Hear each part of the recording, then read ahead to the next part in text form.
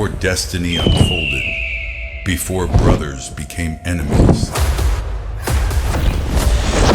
It all began with a story.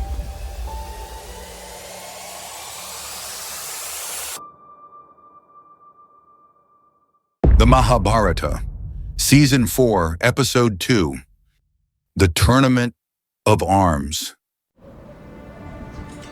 Whenever there is a decline in righteousness and an increase in sinfulness, O descendant of Bharata, at that time I manifest myself on earth, to protect the righteous, to annihilate the wicked, and to re-establish the principles of Dharma.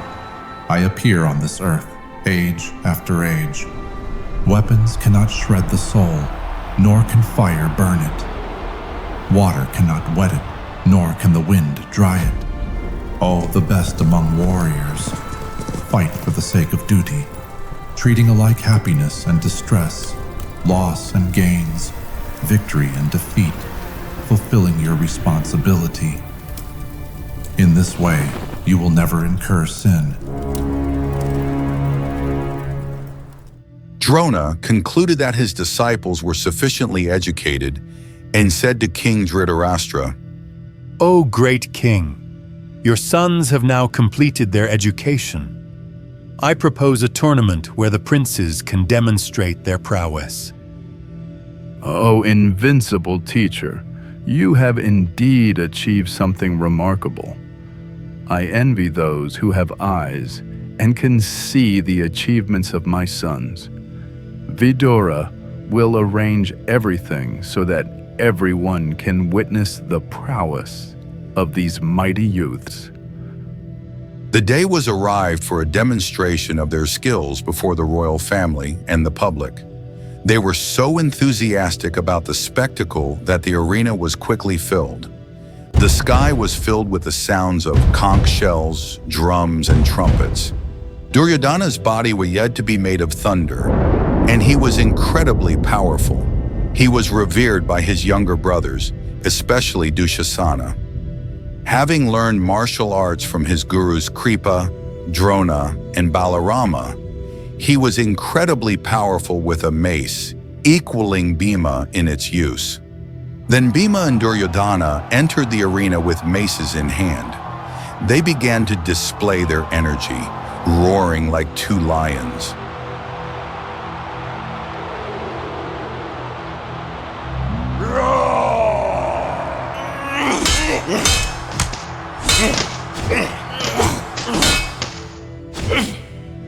As they fought, Vidura recounted to Dhritarashtra and Gandhari all the prowess of the two princes. When the fighting became too intense, Drona ordered his son, Ashwatthama, to stop the fight. The spectators in the crowd took sides, and the entire atmosphere of the competition became tense. To lighten the mood of the contest, Drona called Arjuna and announced to the crowd, "Now behold Dhananjaya, dearer to me than my own son. He is the master of all weapons, the son of Indra himself." Arjuna then entered the arena carrying his bow and arrows. He was dressed in silver armor and looked like a flash of lightning in the bright sunlight. There were applauding cheers from the crowd. This is the protector of the Kuru race, unrivaled among those skilled in weapons, the destroyer of all undesirable elements, the mighty son of Indra. Arjuna then began to display his celestial weapons. With the Agneya weapon, he created fire, and with the Varuna weapon, he created water. With the Vayavya weapon, he created storms, and with the Parjanya weapon, he created clouds. With the Bauma weapon, he created land, and with the Parvatya weapon, he created mountains. With the Antardana weapon, all these disappeared. In a short time, he displayed all the astras given by Drona, and the crowd was mesmerized. Arjuna displayed extraordinary skill with his weapons, and the vast crowd was swept away in awe and wonder. Duryodhana's forehead blackened with envy and hatred. When Arjuna finished and the crowd's excitement subsided, a figure resplendent like the sun appeared at the gate of the arena. A sudden sound rang out from the entrance of the arena, loud and shrill like thunder, a sound produced by the defiant clapping of mighty hands. All eyes turned in that direction. They saw through the crowd, which moved in awe-stricken silence, a godlike youth from whom light and power seemed to radiate. He looked around proudly, saluted nonchalantly to Drona and Kripa, and then strode toward Arjuna. It was Karna. The spectators discussed among themselves about this unknown figure, whose light radiated in all directions. Karna saluted the Gurus Kripa and Drona, and then challenged Arjuna. I will do things far greater than you before this multitude. You will be amazed.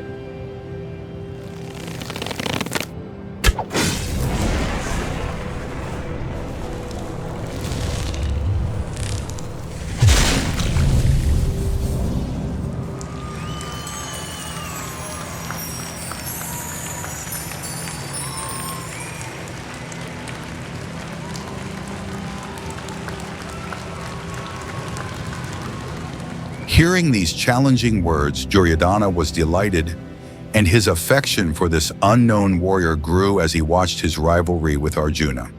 Karna introduced himself to all present, and then, with Drona's permission, he completed all that Arjuna had achieved. Witnessing the prowess of this great warrior, Duryodhana and his followers embraced Karna, saying, "Welcome, O mighty armed warrior. I have made you my friend by the grace of fortune. Live as you please in the Kuru kingdom." I, Karna, am grateful. O the lion among princes, only two things I desire: your love and a single combat with Partha. Duryodhana pressed Karna back to his bosom and said, "My prosperity is yours to enjoy." As love flooded Duryodhana's heart, so did a burning anger fill Arjuna, who felt insulted. And glaring sharply at Karna, who stood as tall as a mountain peak, receiving the salutations of the Kaurava brothers, he said, O Karna, you who are slain by me will soon go to the hell reserved for those who come uninvited and prattle unsolicited. Display the weapons you have learned from your teacher. I will fight them all and prove my superiority with the bow and arrow.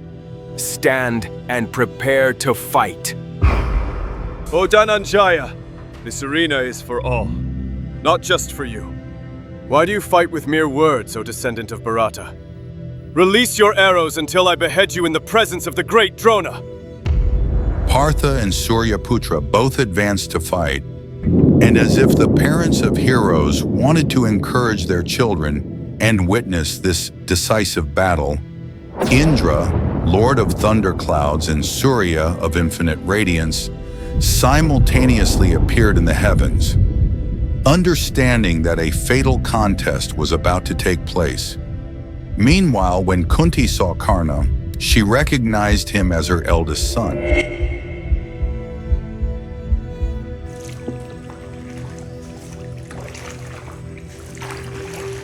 And when she saw both her sons in armor, she was overcome with fear and fainted.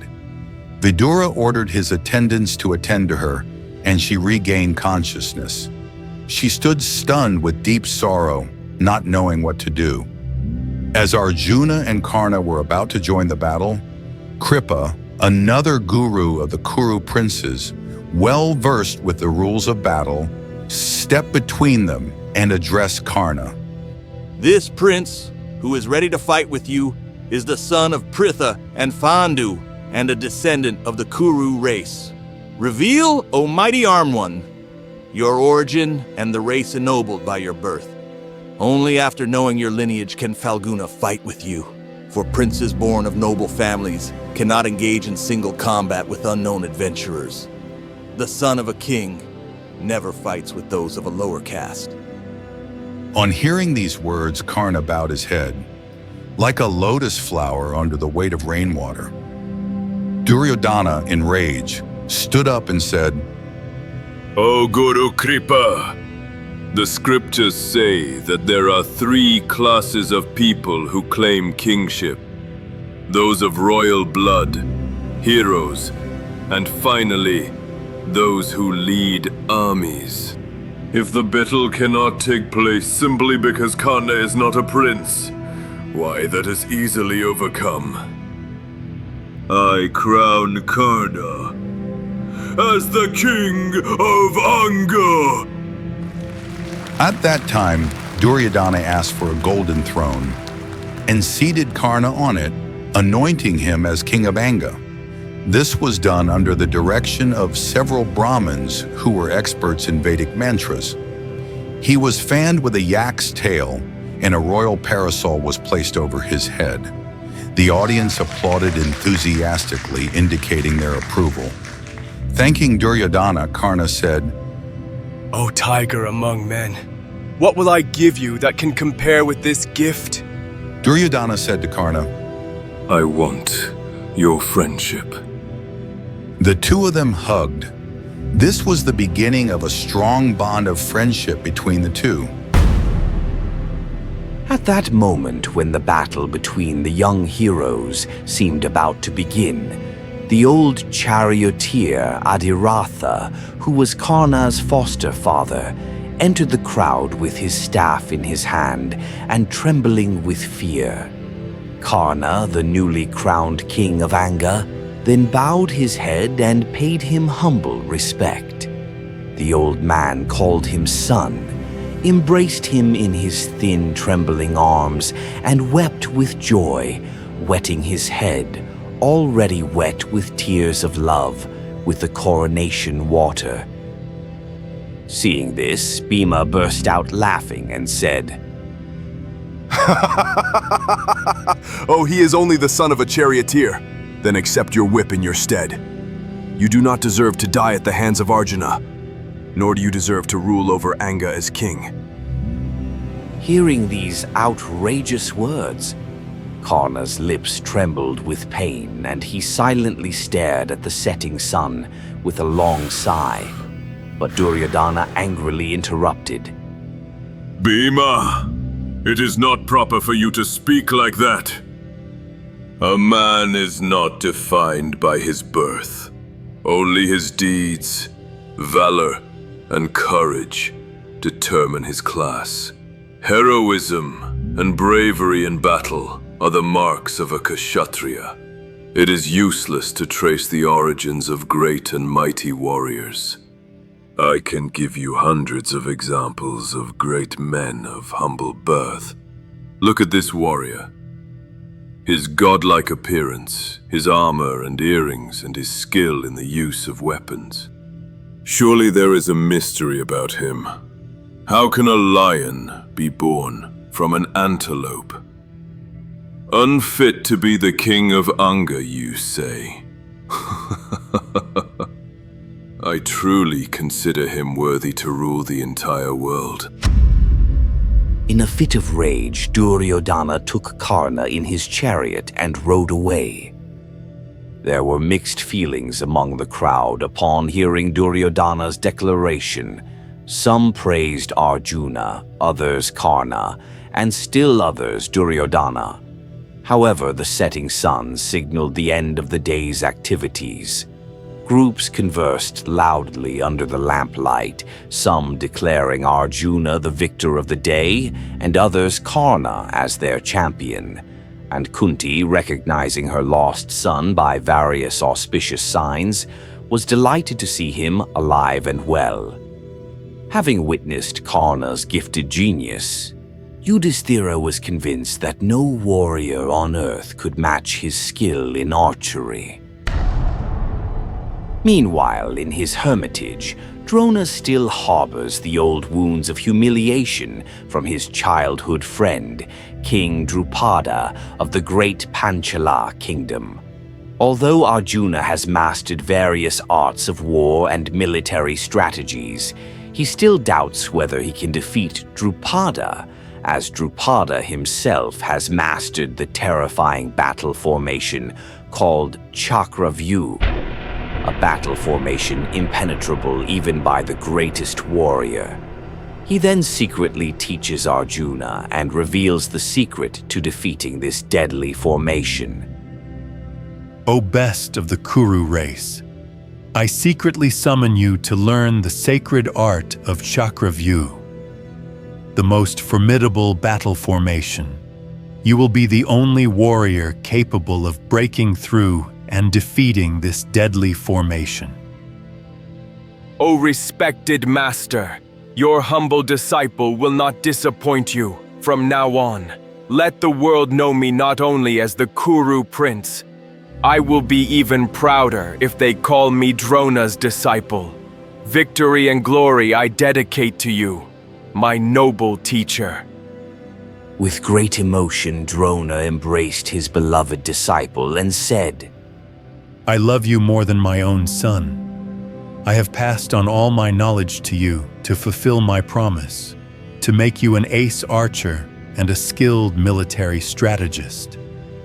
One day, history will recognize you as the greatest warrior the world has ever known. After the Kuru prince's education was completed, Drona approached Bhishma to request Guru Dakshina, or student fee. He urged his disciples to conquer the mighty Panchala kingdom as Guru Dakshina. Bhishma agreed, and preparations for war began. In the next episode, a fierce battle between the two great kingdoms ensued. What was the outcome of the war? Could Drona's disciples defeat the mighty King Drupada? Don't miss the next episode to find out. Let us continue to embark on a journey through time to explore the origins of this timeless epic. The story of mankind, the story of Dharma.